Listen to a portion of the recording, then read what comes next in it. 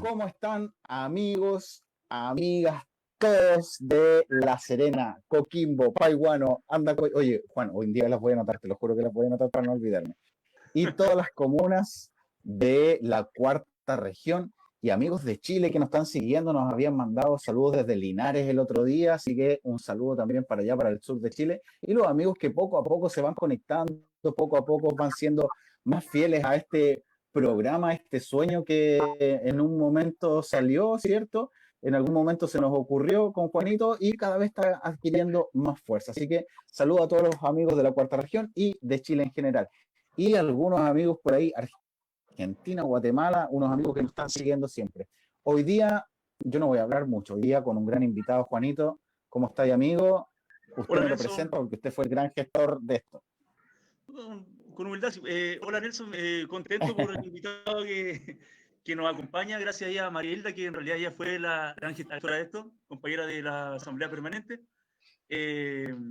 No, pues nada más que sí, nos acompaña hoy día el profesor Gabriel Salazar Vergara, ¿cierto? Él es historiador, pues es sociólogo, filósofo, doctor en filosofía económica y social en The University of Hull de Inglaterra. Buen inglés te sacaste, bien. Mejor que lo hecho, claro. Entre sus, Sí, sí, sí. entre sus obras destacan Labradores, Peones y Proletarios en el año 85, La historia desde abajo y desde adentro el 2003, Construcción del Estado en Chile el 2006 y Premio Nacional de Historia también en el año 2006. Ha escrito una infinidad de obras, de ensayos, ¿cierto? Ha acompañado a movimientos sociales en su orgánica, en poder afinar la puntería en esa parte que tanto nos cuesta. Y bueno, son destacados su aporte a la historia social y su contribución al quehacer del mundo popular, así que con esa presentación no me queda más que decir. Darle la bienvenida al profesor Gabriel Salazar. ¿Cómo está, profesor? Buenas tardes. ¿Cómo está? Buenas tardes. Gracias por la invitación de participar en los eventos que ustedes organizan. Siempre es un honor. Muchas gracias por aceptar esta invitación a este medio, Infórmate Serena, este programa que está haciendo sus primeras armas, ¿cierto? En esto de las comunicaciones. Agradecemos a los amigos y amigas que han estado siempre con nosotros. Y el tema que nos va a hablar hoy día el profe es, Juanito, recuérdamelo, usted tiene la pauta ahí para que me lo diga certeramente. Plebiscito, una crítica al proceso. Ese fue el tema que nos convoca, el encuentro de hoy. Así que, bueno, un poquito para contextualizar, ¿cierto? El 18 de octubre, ¿cierto? Acontece un proceso inédito en el Chile de los últimos años, tras el anuncio del alza del pasaje del metro por parte, ¿cierto?, de lo que fue el panel de expertos del transporte público, subiéndolo Uy, a... esos expertos, ¿qué podría pasar con 30 pesos? ¿Qué podría pasar? ¿Qué ¿No? podía pasar? ¿Qué pasó más encima? El descontento, ¿cierto?, empezó a manifestarse, empezó todo esto a subir. Ahí recordamos las declaraciones de Juan Andrés Fontaine diciendo: quien madrugue puede ser ayudado a través de una tarifa más baja. Esa declaración fue Uf. tomada por la ciudadanía, incluso por algunos dirigentes políticos, como una total falta de sensibilidad. Empiezan entonces las primeras evasiones a cargo de los muchachos del Instituto Nacional, ahí el 7 de octubre, el 14 esto se intensifica, se habla abiertamente de un proceso de desobediencia civil, se nos viene un poquito ahí la memoria lo que pasó con el profesor Roberto Campos, ¿cierto? En esas primeras ya acciones directas, rompiendo torniquetes, los validadores, ¿cierto? Como una forma legítima de descontento. Incluso por ahí se estuvo quemando el edificio de Enel, estaciones de metro, un Mira, proceso por de ahí tenemos la foto de Nel, la que decías tú, Juanito. organización y articulación. Y claro, el lema, como tú decías, Nelson, no son 30 pesos, son 30 años. Se leía y escuchaba por todas partes. Bueno, ¿qué pasó entonces? Tras un mes de manifestaciones, el 15 de noviembre, la clase política anuncia el llamado Acuerdo por la Paz y la nueva Constitución. Varios comentarios tendríamos que hacer, ¿cierto? Desde la UDI hasta la Revolución Democrática se plegaron a este acuerdo por la paz, ¿cierto? convocando lo que tenemos hoy día, que se nos viene, que es el plebiscito del 25 de octubre. Bueno, y como se sabe, no todos estamos invitados a escribir este nuevo Chile. Las listas se organizarán bajo la lógica distrital, tal como las elecciones de diputados, quórum de 2/3, un impedimento para discutir de todo, con los amarres económicos, dado la ley 21.200. Bueno, estos son algunos de los hechos anecdóticos a los que nos enfrentamos. Así que no es menor el panorama que tenemos. Es bastante complejo, ¿ah? Hay hartos elementos que sin duda ahí el profe Gabriel Sí, nos va a ir dando luces, nos va a alumbrar de todo esto que está pasando, ¿ah? Que no es tan simple como se ve. exactamente. Entonces, una primera pregunta, profesor, para que ella no molestar más y solamente quedarnos atentos a sus palabras, ¿cierto? Eh, ¿Usted cree que el acuerdo por la paz y la nueva constitución es un acto legítimo en relación a la voluntad ciudadana? Y si es legítimo, ¿para quién lo es?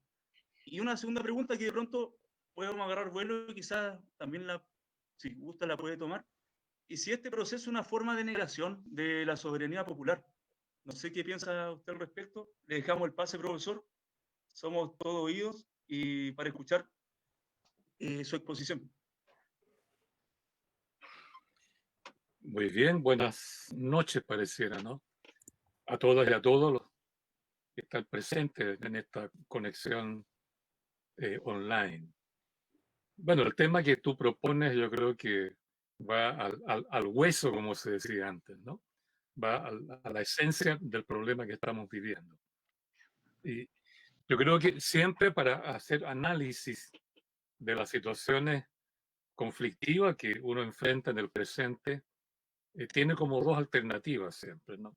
O aplicar un análisis ideológico en función de qué tendencia ideológica va predominando sobre la otra en las discusiones internas del Parlamento, ¿no? Donde se discuten al interior de la clase política la alternativa que ellos plantean de acuerdo a sus opciones ideológicas, o bien plantear los problemas en una lógica distinta, en una lógica que más bien ha sido ignorada por mucho tiempo y que es la lógica del que está fuera del proceso político parlamentario, el que está en la calle, ¿eh? Mirando de lejos cómo se toman las decisiones que afectan al país, ¿no? Son como dos perspectivas distintas, dos epistemologías, podríamos decir, para emplear un término elegante académico, ¿no? Dos perspectivas sobre los problemas que afectan a un país y que necesitan de una deliberación cuidadosa para poder ser resueltos, ¿no?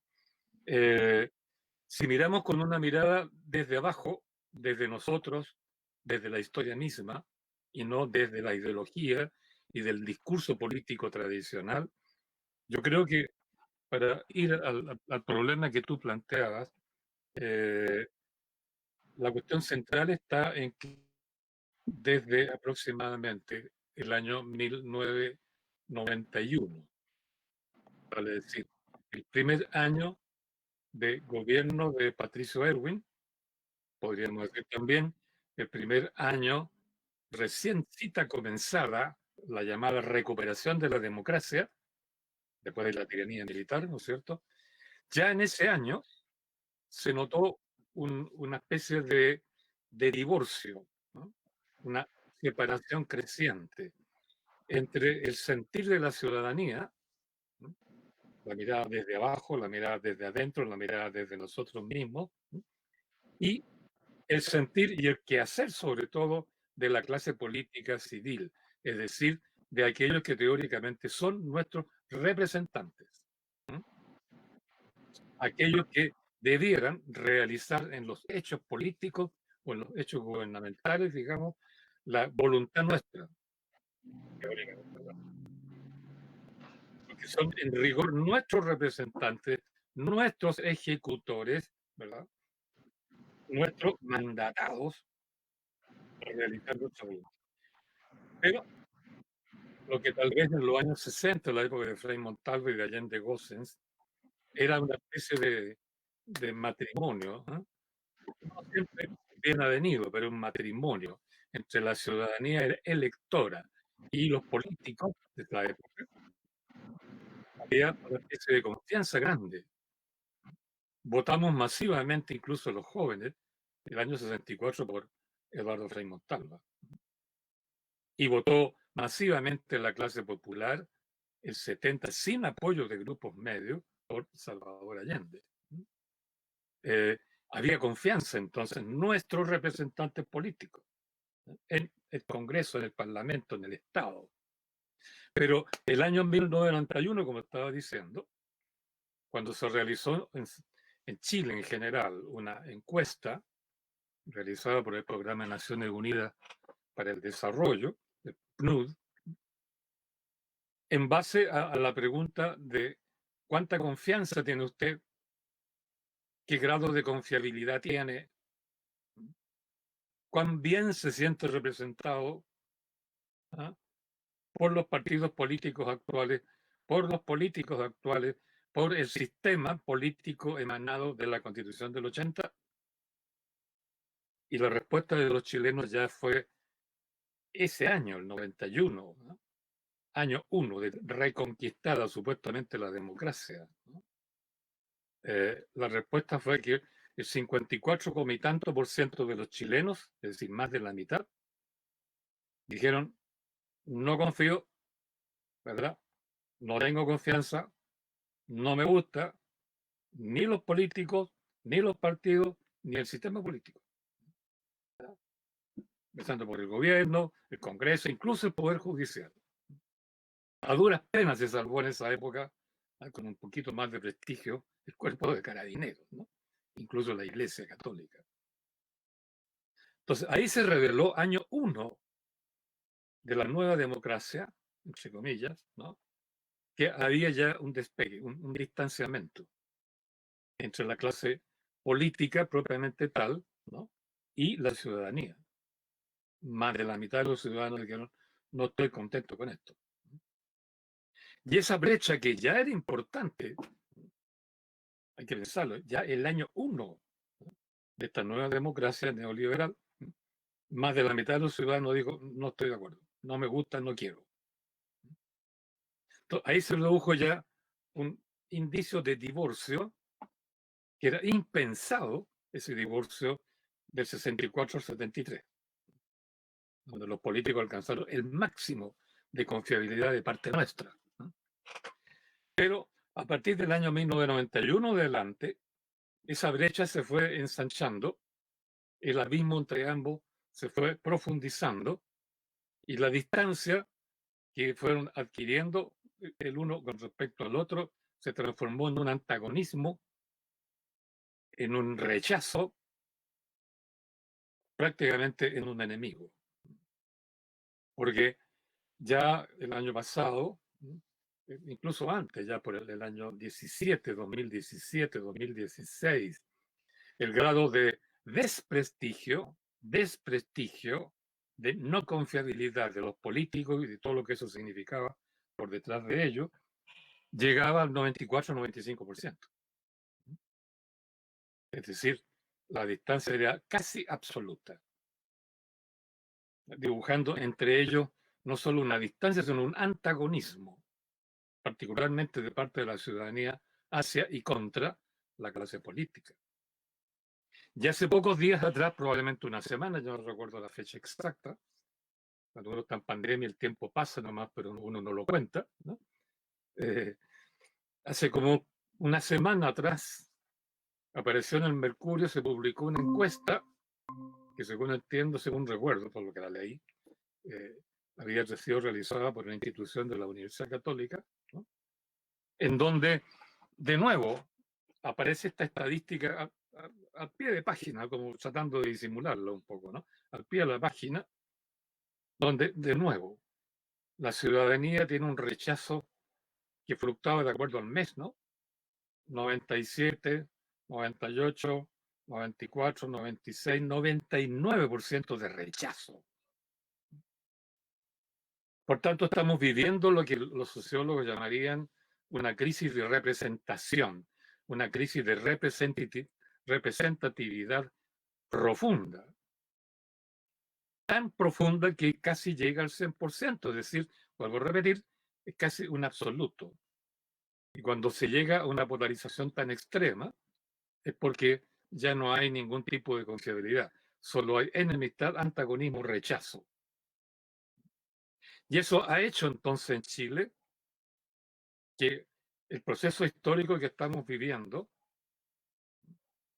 que es excepcional desde todo punto de vista, incluso con respecto a nuestra propia historia, después podemos tal vez, si es necesario, caracterizar por qué es excepcional este periodo histórico que se inició en octubre del año pasado y que continúa porque está abierto.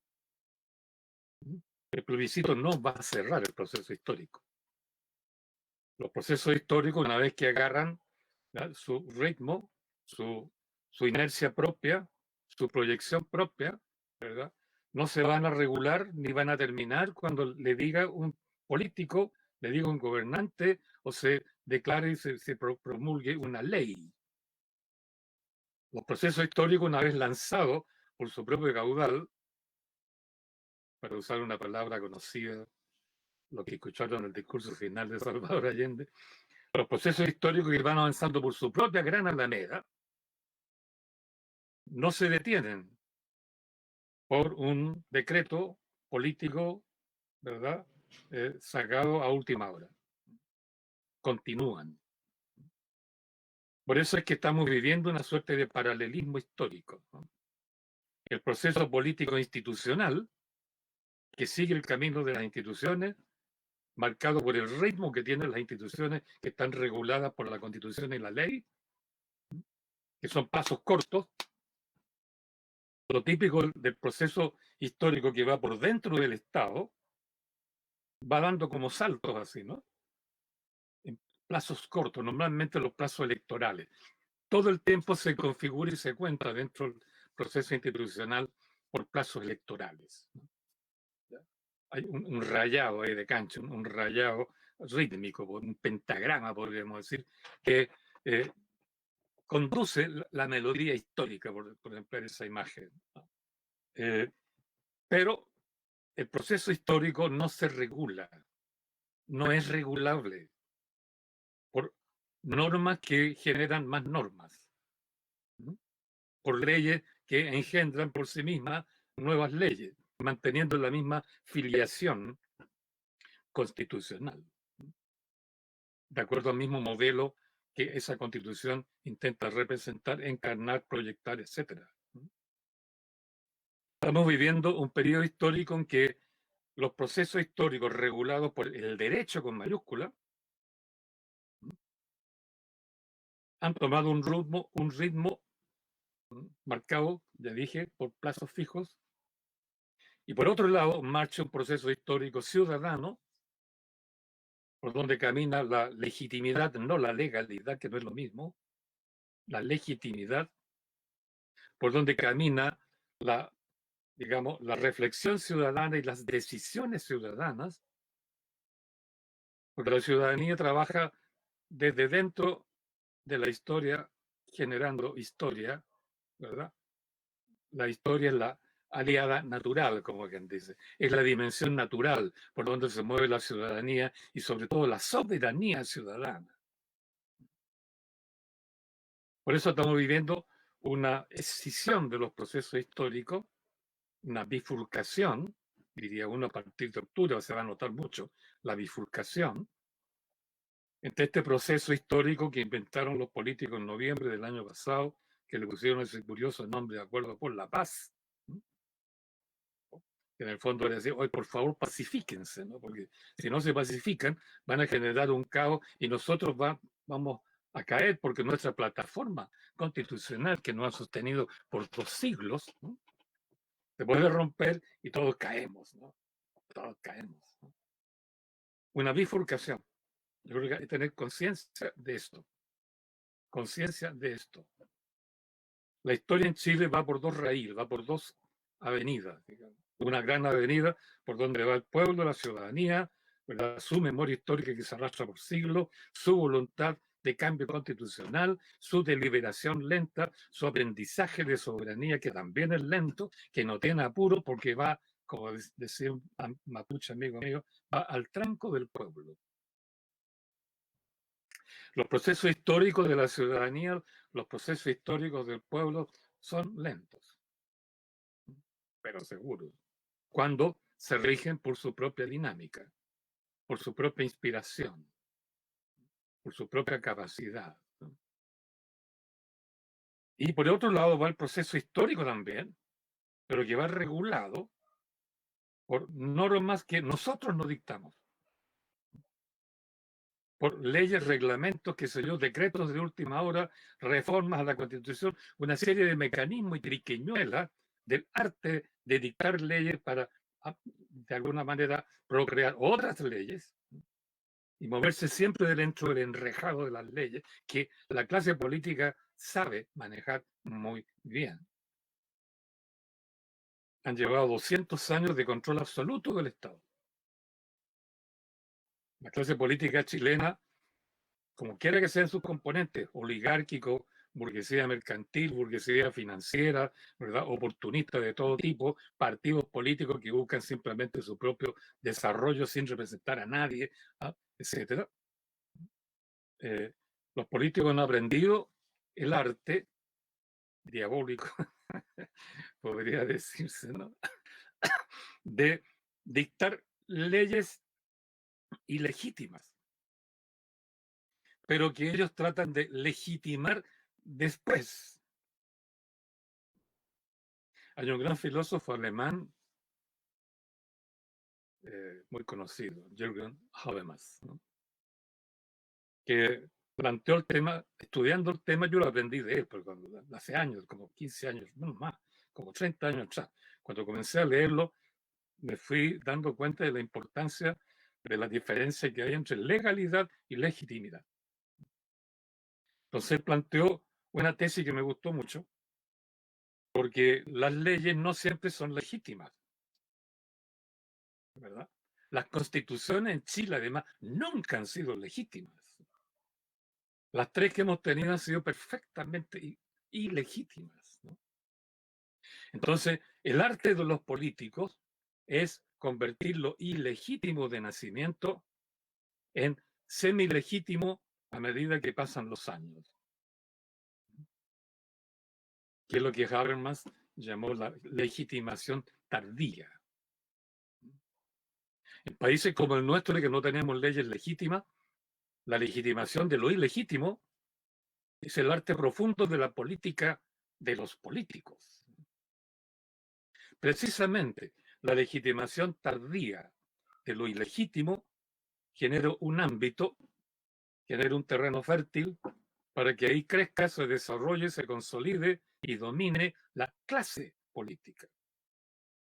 La clase política, que es el terreno donde los representantes nuestros, como lo elegimos sin mandato, porque esa es la verdad histórica, nunca hemos en Chile elegido a representantes para el Parlamento, para el gobierno, para la municipalidad, con un mandato nuestro previo. Elegimos gente sin mandato, porque lo elegimos en función de la oferta que ellos nos hacen, o de la carita que nos ponen, ¿verdad? O de la imagen, porque hoy día hay, ¿verdad?, ustedes que trabajan con la imagen, ¿verdad? No digo que ustedes lo estén haciendo, pero es posible trabajar la imagen pública, mejorarla, maquillarla, presentar un aspecto tal que consigan los votos que quieren. Yo tuve unos amigos, que no voy a dar su nombre, que se pasaron de la sociología a la manipulación de la imagen pública, sobre todo los candidatos a algo, y ganaron muchísima plata porque lograron, con estas técnicas de construcción de imagen y mejoramiento de imagen, qué sé yo qué, y elegir como 2 o 3 presidentes en América Latina, así que se llenaron de plata. La imagen pública se puede, ustedes saben, se puede manipular. Se puede, es un maquillaje. Bueno, nosotros votamos de acuerdo a la máscara que nos llega, a la oferta, a la sonrisa, ¿verdad? A lo que sabemos. Entonces, claro, me gustó la imagen, me cayó bien, parece que habla bien, ¿no? Habla bien, voy a votar por él, ¿no? Me da confianza. Pero yo no le estoy entregando un mandato. La representación la representación política del pueblo, de la soberanía, de los ciudadanos en general, implica mandato. Yo te elijo para que representes mis intereses en ese ámbito y para que hagas exactamente esto, que es lo que realmente a mí me importa. Y si no lo haces, si no representas adecuadamente mis intereses de acuerdo a la lógica que yo te entrego, al mandato que te entrego, entonces, como yo te estoy entregando un mandato, eres mi mandatado, si no cumples, te quito el cargo, revoco tu nombramiento, te juzgo por traidor a un mandato soberano y si es necesario, te castigo. Eso es la lógica de un movimiento ciudadano soberano que, para hacer soberanía, delibera, que es lo que estamos haciendo en todo Chile ahora, para producir mandatos soberanos y vamos a elegir después a nuestros representantes para que ejecuten nuestro mandato. Eso es soberanía. De aquí se deduce, ¿no es cierto?, una moraleja, una lección que hay que tener presente por toda la vida, pero que en Chile, desgraciadamente, no la hicimos valer. Nunca hay que elegir a nadie sin mandato previo. De lo contrario, le entregamos un poder en blanco, ¿verdad?, para que el hombre haga con nuestros intereses lo que quiera. Y en 200 años, desde don Diego Portales en adelante, este señor que le han levantado todo por estadista, ¿verdad?, hemos estado eligiendo gente, diputados, senadores, presidentes, alcaldes, regidores, etcétera, etcétera, etcétera, sin mandato previo. En consecuencia, lo dejamos libertad de acción y ellos, ¿verdad?, como han logrado mantener, gestar y mantener leyes ilegítimas, dentro de esa ilegitimidad han generado una ecología, digamos, un ambiente, un ámbito, para que ellos mismos prosperen como gremio. Por eso que se han constituido como clase política. En la época de Salvador Allende y de Eduardo Frei Montalva o de cualquiera de los presidentes de la otra democracia, nunca hablamos de clase política.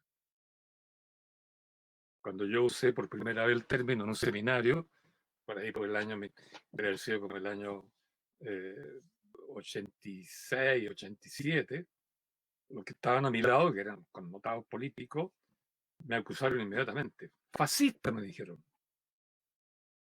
Fascista. Porque Gaetano Mosca fue un sociólogo que acuñó el término clase política. Y Gaetano Mosca, claro, en su juventud fue fascista, efectivamente. Pero dejó de serlo precisamente cuando hizo el estudio de la clase política, ¿no? Cuando yo usé el término, me acusaron, sin mucho conocimiento de causa, de que yo era fascista, la cosa más ridícula. Bueno, pero digo esto porque para que surja la clase política tiene que haber todo un ambiente, una ecología, ¿verdad?, un hábitat, ¿no?, condiciones favorables para eso. Y las condiciones favorables las dan las leyes ilegítimas. Y que nosotros no seamos plenamente ciudadanos desde el momento que elegimos gente sin mandato. Eso es lo que en Chile ha predominado, ¿verdad?, y han constituido todo un proceso histórico que la han adornado o la han revestido de un tipo de historia especial, que es la historia oficial. La historia que habla de Chile es un país excepcional en América Latina, porque ese es un cuento, ¿verdad?, que ha dado vuelta y vuelta. Hoy día no tanto, pero en otras épocas sí, ¿no? Antes del golpe de Estado, eso era cuento dominante. Que Chile es una excepción en América Latina en función de la estabilidad de sus instituciones. De que la Constitución del 33, que era ilegítima, duró 100 años, más o menos. Que la del 25, que también era ilegítima, duró casi 60 años. Que la del 80, que es más ilegítima todavía, ya a esta altura, cuando tenemos 40 años. Claro. Chile se caracteriza por la estabilidad de sus instituciones regidas por constituciones, y lo que es estable en nuestro país es la ilegitimidad de las constituciones. Y no es para enorgullecerse. O sea, se puede enorgullecer los que cuentan el cuento, es decir, los mismos políticos, los que se benefician de este régimen económicamente, los que lo han defendido por una falsa idea de que deben obedecer ciegamente la ley escrita, los militares. Pero al decir obedecer ciegamente o esencialmente, como dice el texto constitucional, la ley escrita significa que deben obedecer esencialmente la ley legítima. Esa es la paradoja. Nuestro ejército ha sido extremadamente obediente a la ley, teóricamente, no porque no ha sido así, pero bueno, lo dicen, se cree. Lo creyó Allende. Lo creyó Allende hasta el mes de agosto, y fines del mes de agosto. Son obedientes a la ley, no van a hacer nada, ¿no? Pero lo que es peor todavía, estas constituciones ilegítimas le exigen al ejército que no delibere. Lógico, si le vas a exigir que obedezcan a una ley ilegítima, ¿verdad? Mejor que no deliberen, porque si deliberen se dan cuenta que es ilegítima, se devuelve la tortilla al revés, ¿no es cierto? Y atacan a la oligarquía mercantil y a la clase política. Estoy diciendo todo esto porque el proceso histórico, que tiene su propia historia llena de triunfo y de laurel y qué sé yo, ¿no? De mitos, ¿verdad? De nuestra estabilidad política, de los triunfos militares, de la sucesión de los presidentes, de la obra de los presidentes, toda esa historia oficial, ¿no?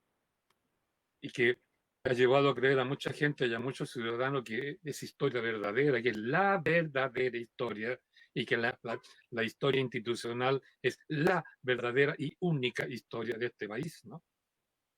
Bueno, es la que, viniendo desde esa época de Portales, ¿no? Hoy día engrana, se enchufa, ¿no? Hace contacto con el proceso abierto el 18 de noviembre por los políticos, este famoso acuerdo por la paz. Como quien dice, sigan obedeciendo la ley. Ustedes quieren cambio constitucional, pero esto lo van a hacer dentro de la ley que nosotros, ¿no? Hemos, de alguna manera, promulgado, respetado y defendido toda la vida histórica de Chile. Eso es cierto. Eso es cierto. Pero, como dije, la historia del ciudadano no es esa misma historia, ¿no? Porque nosotros hemos sido excluidos de ese proceso. Excluidos, ¿no?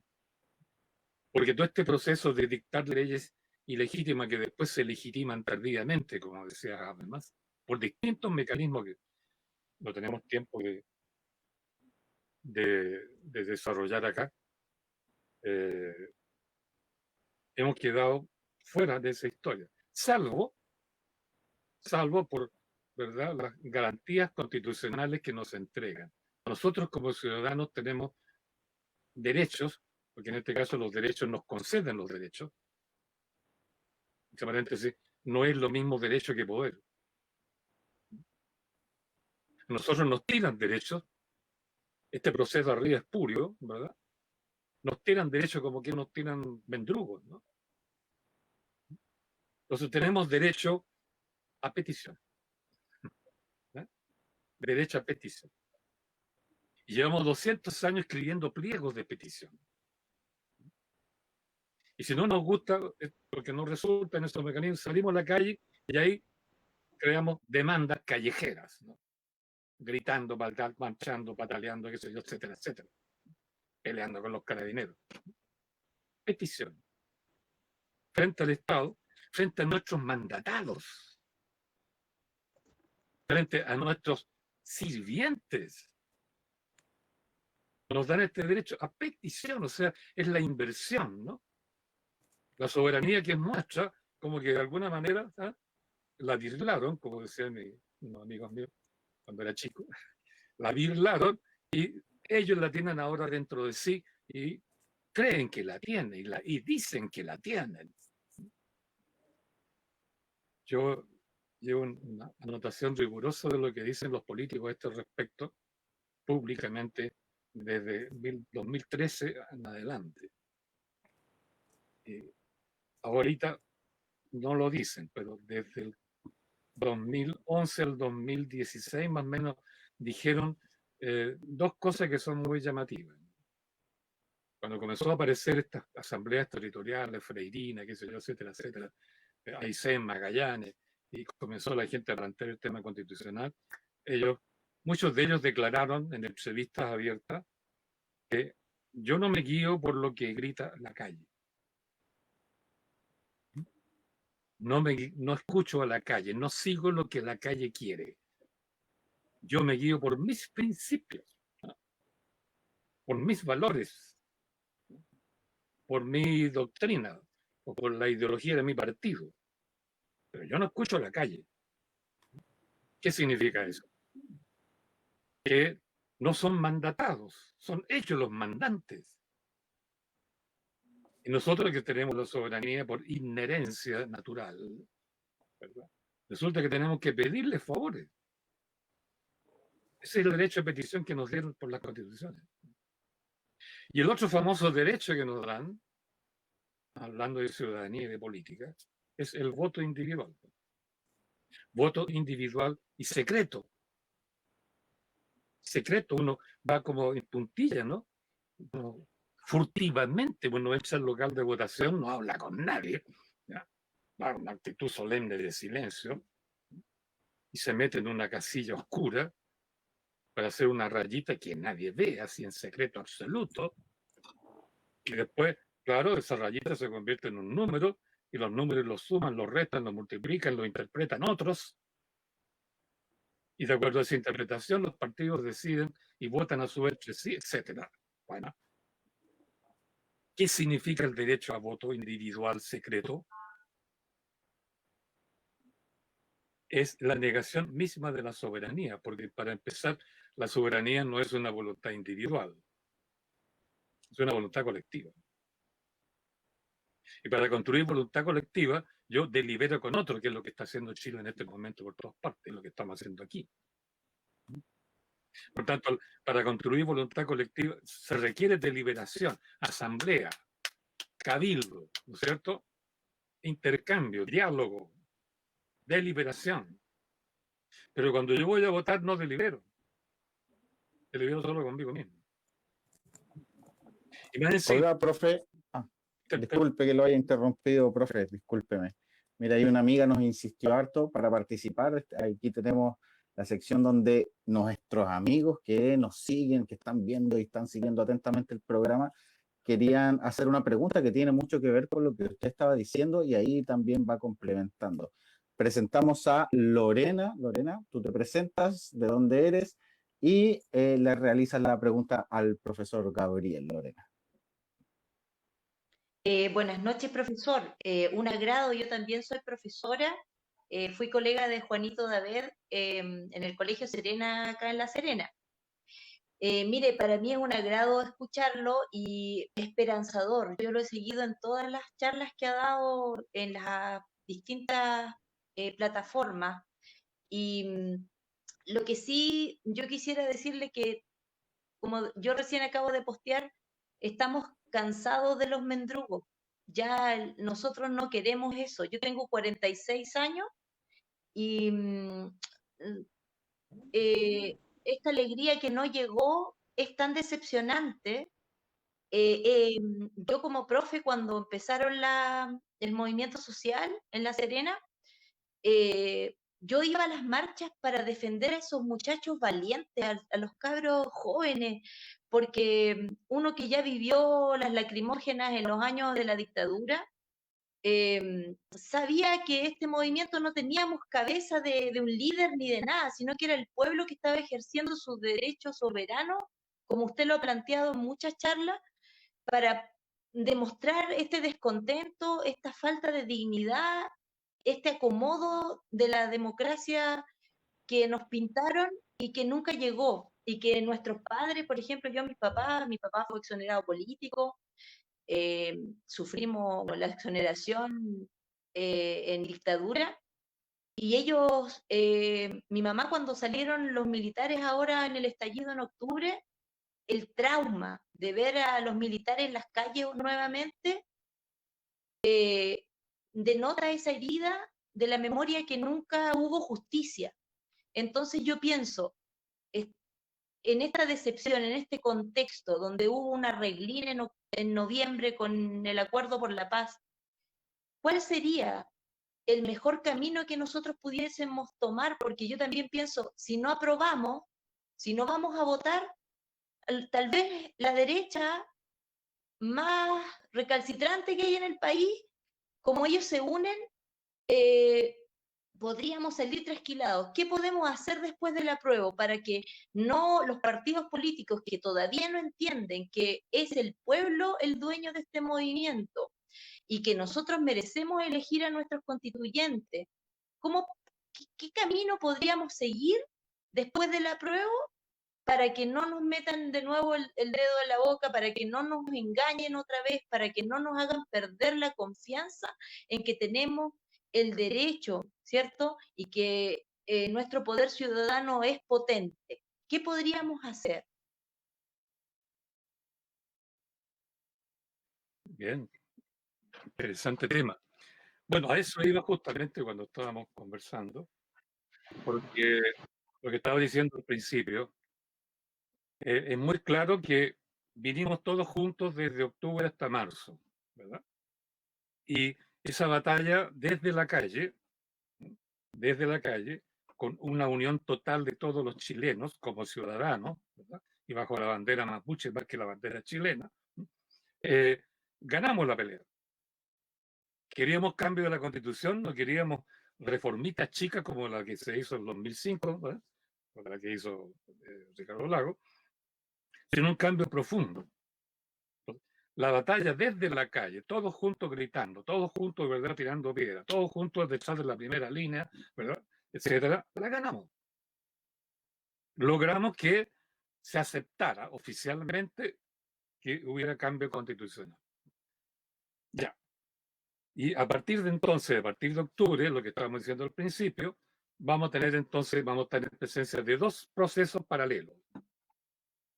El proceso institucional manipulado por los políticos, que sin duda van a manipular, seguro que va a triunfar la convención constitucional, que es la menos absurda, porque la otra es un chiste, ¿verdad? La mixta es un chiste, ¿no? Lo importante es que en la votación ganemos el apruebo, que va a ser, como quien dice, el segundo gol. Si quieren 2 goles, le metimos otro gol. Ya ganamos el primero, y con este más encima, le remesamos su lógica aritmética, ¿no?, de la elección, también le ganamos, ¿no? Pero aquí yo creo que cualquier cosa que hagan ellos, el tema militar podemos verlo un poquito más adelante, ¿eh? No tiene que afectarnos ni tiene por qué afectar nuestra confianza. La confianza de nosotros depende de nosotros. Y eso es lo importante, porque lo que estamos construyendo no solo es una asamblea constituyente perfectamente legítima y perfectamente ciudadana y perfectamente soberana. No solo eso. Yo creo que antes que eso y más importante que eso, estamos construyendo un nuevo ciudadano. Estamos construyéndonos nosotros como un nuevo ciudadano. O sea, dejando atrás lo que estaba describiendo yo, ese ciudadano que estaba limitado, ¿no es cierto?, al derecho a petición y al derecho a voto. Un voto individual sin mandato, para elegir gente sin mandato, ¿ah? Y luego el derecho a petición que se transforma en protesta. Y esa condición de ciudadana, naturalmente, es una negación absoluta del ciudadano que emana, digamos, mandatos colectivos, que delibera, que es soberano. En 200 años no tuvimos ni el 10% de lo que debe ser un ciudadano soberano. Para nosotros hacer política, recordemos, era salir a la calle, ¿no es cierto?, sacar con bandera, tirar piedras, agarrarse con los pacos, aplaudir a un líder, ¿verdad?, maldecir a otro, y eso fue todo. Y eso fue todo. Yo viví todo eso, por eso puedo decirlo, ¿no? Mucha gente se sentía feliz que había hecho un gran trabajo político, incluso revolucionario, si salía a desfilar por la Alameda, ¿no es cierto? Y se agarraba con los carabineros, ¿verdad? Y gritamos las consignas revolucionarias, pero la cosa seguía igual. Y siguió igual hasta que nos pasó lo que nos pasó con la tiranía militar. En cambio, hoy día, eso es lo que está cambiando. Eso es lo que está cambiando. Lo que decíamos al principio, esta escisión, esta separación, este divorcio que ya es antagonismo entre la clase política y los ciudadanos, implica que los ciudadanos van a hacer ahora política por sí mismos. Y si van a hacer política por sí mismos, entonces descubren al tiro lo que es soberanía. Y si nos sentimos soberanos, ¿qué nos importa que nuestros representantes, que sean corruptos solos en su cuento, intenten sacar otro proceso paralelo que ellos inventaron? Que lo hagan. Que lo hagan. ¿No? A poco andar, yo les aseguro, podríamos hacer apuesta aquí, ¿no? ¿Cuánto tiempo? ¿No? A poco andar, tal vez, digamos, mayo, junio del próximo año, la Convención Constitucional va a comenzar a demostrar clarito que no va a cambiar la Constitución del 80. La va a remozar, la va a hacer unos cambios cosméticos que no van a sacrificar el modelo neoliberal, que ellos van a seguir comandando todo el proceso político como representantes que han usurpado la soberanía y se la adscriben a sí mismos, ¿verdad? Como para decir lo que dije, ¿no? Estaba comenzando a decir. Hay senadores que fueron senadores que han dicho con toda tupé en la calle, el poder constituyente, o sea, la soberanía política, radica en el Congreso. O sea, radica en los mandatados, no en los mandantes, ¿no? Entonces, ese proceso que siga, no nos preocupa. Lo importante es que nuestro proceso de construcción de un ciudadano soberano y todo lo que éste pueda hacer en términos de asamblea constituyente, dictar leyes, hacer lo que quiera, ¿no? Porque ese es el poder soberano. Pues. Esto es lo importante.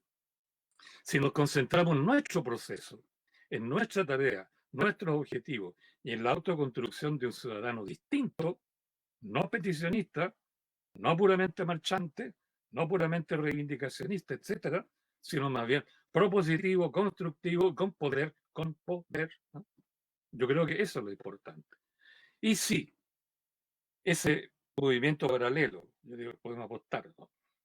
Comienza a demostrar su naturaleza tradicional, la naturaleza portaliana, podríamos darle un nombre, ¿no? Que consiste justamente en olvidar la legitimidad para construir todo en torno a la pura legalidad, ¿no? Si toma ese camino, entonces, bueno, somos soberanos. Somos soberanos. ¿Qué hacemos cuando nuestros representantes toman un camino que lo lleva en la dirección opuesta a la nuestra? Le quitamos el mandato. Y si no lo entregan, ¿qué es lo que cabe hacer? ¿Qué es lo que cabe hacer entonces? Demostramos en octubre, noviembre, diciembre qué es lo que se hace cuando queremos cambiar algo. Si este movimiento paralelo de los políticos, ¿verdad?, toma la de Villa Diego, como decía mi abuelo, toma un camino nada que ver, ¿no? ¿Qué es lo que corresponde hacer? Demostrarle que no, y podemos hacer, ¿verdad?, de nuevo un estallido social suficiente para estallarlos a ellos y estudiar ese proceso, esa asamblea, esa constitución. Oiga, si son nuestros mandatados que quieren jugar a liberarse, que quieren seguir jugando a usurpar soberanía. Hay hechos históricos en Chile que demuestran que esto puede hacerse y debe hacerse. Pero antes que eso, tal vez un dato aditivo. Tanto los sabios políticos griegos como Santo Tomás de Aquino, los grandes teólogos de la iglesia, ¿no?, lo que llaman los doctores de la iglesia, ¿no?, como Santo Tomás y otros más, plantearon que ante la ley ilegítima, ante un gobierno ilegítimo, corresponde, por lógica absoluta y por lógica de legitimidad, la desobediencia civil. Y si los representados siguen con la tupé, ¿no es cierto?, de aplicar su propia voluntad de simples representados y mandatados como si fueran soberanos, corresponde entonces la desobediencia civil en términos de una reacción activa. Recordemos, ¿no?, que parece que es increíble que Aristóteles, Santo Tomás de Aquino, otros teólogos más como Juan de Mariana, qué sé yo, en España, decían que sí, estos gobernantes se transforman en tiranos, y que para mantenerse en condiciones de poder matan, torturan, no respetan ninguna ley. Entonces la ciudadanía no solo tiene el deber por legitimidad de desobedecerlo, tiene que eliminarlos, es decir, matarlos. Lo dijo hasta Santo Tomás. El tiranicidio es legítimo. El tiranicidio es legítimo, ¿no? Profesor, Una amenaza al conjunto de la comunidad. Por eso yo digo que, ahí termino, lo importante es que sigamos con nuestro camino, que tiene su propia lógica, su propio ritmo. No nos preocupemos por los ritmos de los políticos que trabajan siempre a plazo fijo, que ellos prevén y que ellos manejan. No. El proceso histórico son siempre procesos abiertos, y como estamos aprendiendo a ser soberanos, estos procesos de aprendizaje masivo son lentos. sí, Son lentos.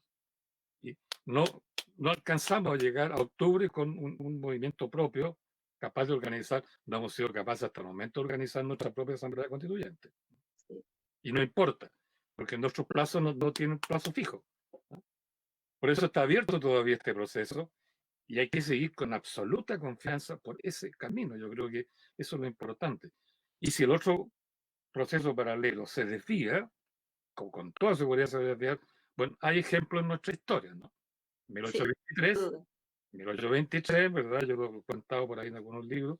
El pueblo se rebeló. El pueblo de Santiago todavía estaba en la famosa élite del patriarcado chileno, la aristocracia castellano-vasca, se rebeló contra la constitución del 23 y contra la asamblea constituyente que se enchuecó, digamos, el 23, y salió a las calles una sonada, una especie de estallido social, ¿verdad? Y dispersó a los miembros de la Asamblea Constituyente, hizo abolir la Constitución del 23 y convoca una nueva Asamblea Constituyente.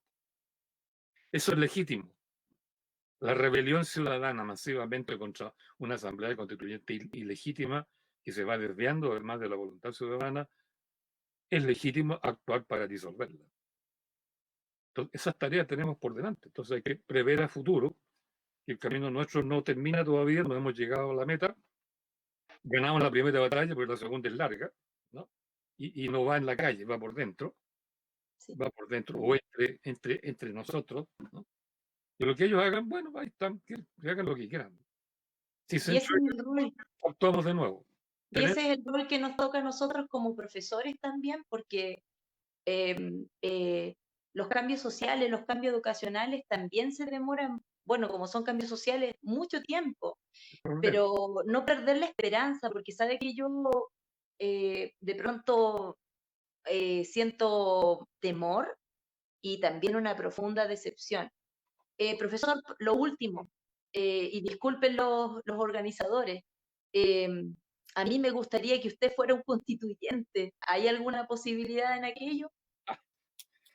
En la convención constitucional, ninguna, porque es ilegítima. No, pero en una asamblea constituyente como la que queremos. Podría ser, pero para entonces ya está más viejo todavía, sí, mejor que No importa, no importa. Todavía le quedan pilas. bueno, Profesor, no sé hasta cuándo. un agrado. Yo le agradezco mucho, lo he seguido y usted con su forma tan sabia de explicar, pero también tan simple, yo se lo digo a mis alumnos, a mis cercanos más jóvenes, que lo escuchen, porque es como un faro de luz frente a tantas ganas de poder que tienen algunos. Y yo se lo agradezco y muchas gracias. Bueno, lo importante es que lleguemos todos juntos a la meta que nos hemos fijado, pero ya crecidos, ¿no es cierto? No como ciudadanos liliputenses, sino como ciudadanos Goliath, tipo Goliath, ¿eh? Porque la soberanía siempre tiene que ser un gigante, ¿no? Y eso Mm. es nada, Hacernos cargo de nuestro poder ciudadano, claro, soberano. que no somos gigantes es culpa nuestra. Sí. Es culpa nuestra también, ¿no? No digo que sea absolutamente nuestro tampoco. Claro. Dale, Juanito. No, no sé si alcanzamos una última pregunta. Estamos ya en los tiempos, no sé. Sí, estamos medio difícil, pero vamos nomás, vamos. Ahí nos quedan 2 minutos. Profesor, son muchas las preguntas en realidad que quedaron, pero una que quizá es atingente a este proceso que estamos viviendo es si existe algo así como una voluntad ciudadana, una voluntad popular, o esta debe ser construida, reconstruida, recuperada. Es para largo quizás, pero Pero se puede resumir, ¿no? sí, Yo creo que hay una voluntad que se va construyendo en función de los problemas históricos que se te van acumulando a tu espalda. Y el problema de Chile es que en este momento, que sobre nuestra espalda pesan problemas históricos no resueltos que se han arrastrado por siglos. No solo son los problemas que ha generado el modelo neoliberal, que son recientes y son postmodernos.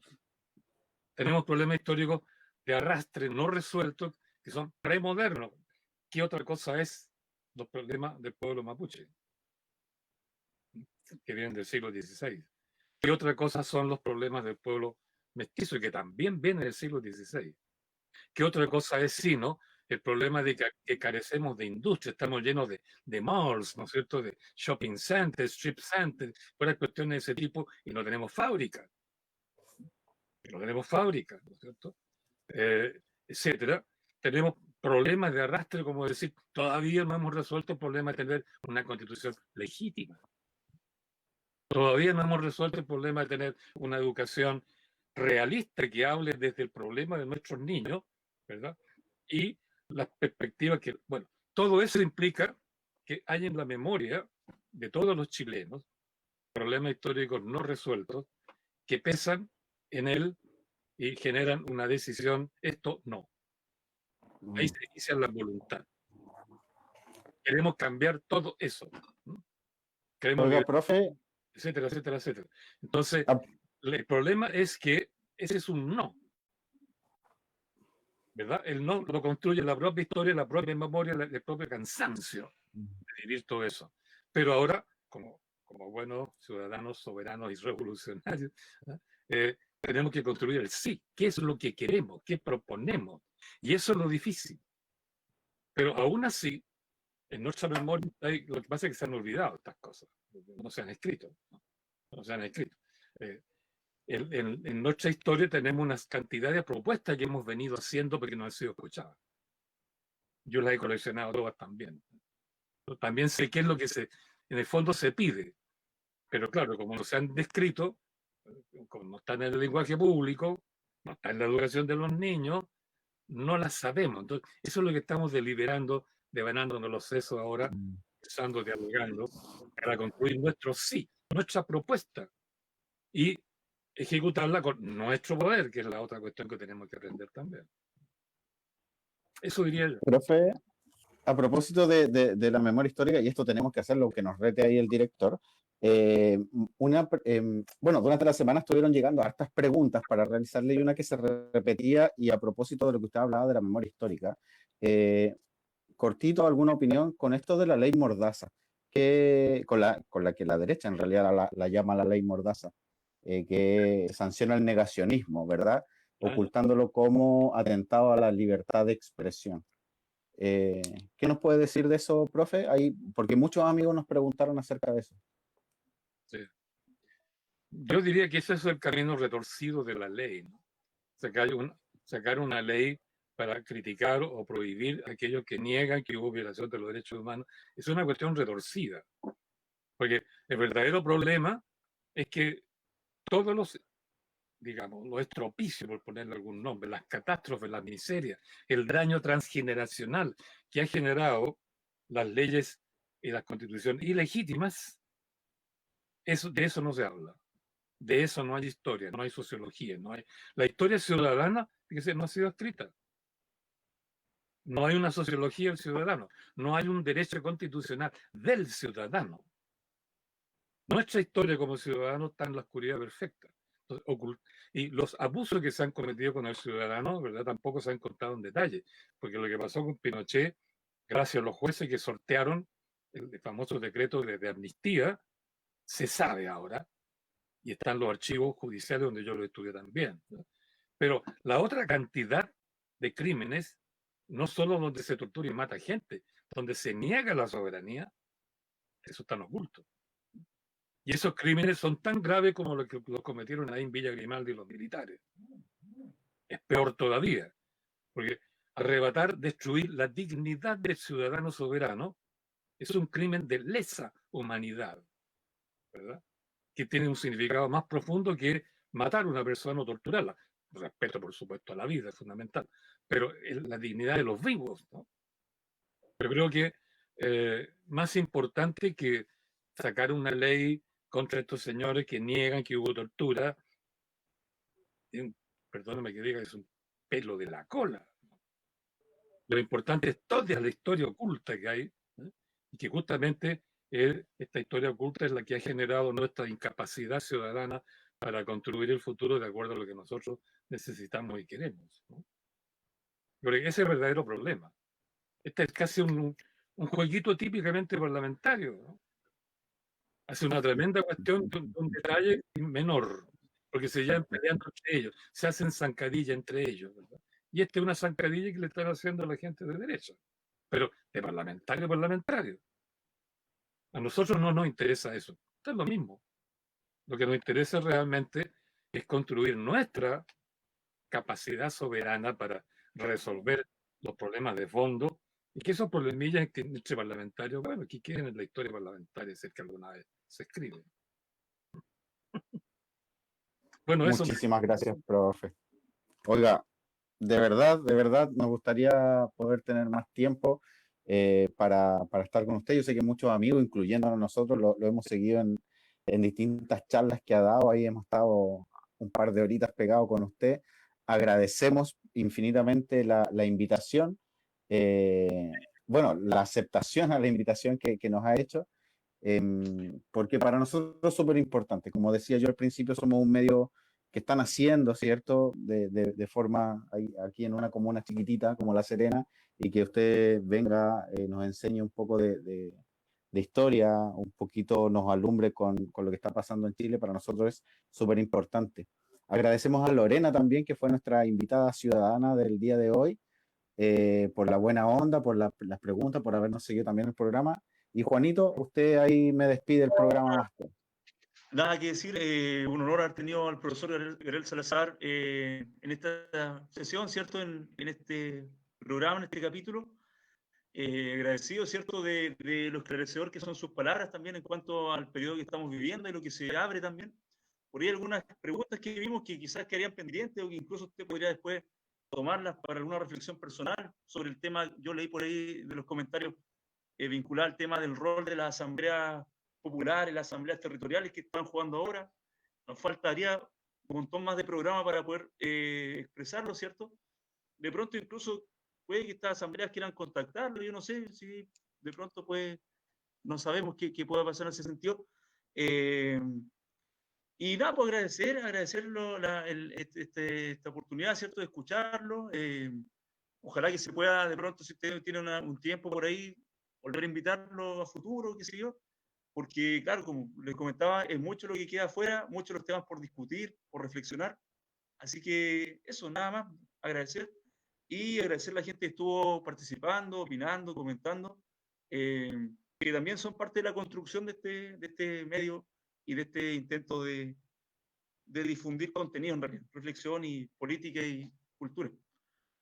Claro. Oye, antes que me rete el director, agradecer a radioescúchame.com, que nos está sacando ahí a través de la señal online, y de algunas radios amigas comunitarias que nos pidieron, bueno, fueron súper gentiles, que nos pidieron, así que nos escucharon en La Higuera, nos escucharon en Algarrobito y en algunos pueblos del Valle, ya que retransmitieron también nuestro programa. Y de forma inédita, Informarte Serena retransmitirá este programa En Contraste con el profesor Gabriel Salazar a las 10 de la noche. Así que si alguien por ahí se conectó después, si se lo perdió o quiere que algún amigo, su tío, su tía, su primo lo vea, Lo invitamos de nuevo a las 10, que Infórmate Serena retransmitirá nuestro programa. Nuevamente, profesor, muchísimas gracias por haber aceptado esta invitación. Bueno, y gracias también a ustedes por la posibilidad de participar en la historia viva que se está construyendo en todas partes de Chile, que para mí es, por cierto, también un honor, porque la historia sabe no solo mirar para atrás, hacia el pasado y hacia los orígenes sino sobre todo hacia adelante. La historia viva es la verdadera historia. Y poder participar en ella de alguna manera, conversando con los distintos grupos, los distintos, digamos, compañeros que están sacando a la luz las ideas, comunicándolas entre sí, es para mí un agrado y, por cierto, un honor. Así que muchas gracias también y buenas noches. Buenas noches, profesor. Gracias a todos entonces. Buenas noches. Sí, buenas noches, Juanito. Buenas noches, Lorena. Buenas noches, profe. A nuestro amigo técnico ahí que nos estuvo sacando al aire. Disculpar por algunos problemillas que hubo, pero lo solucionamos rápidamente.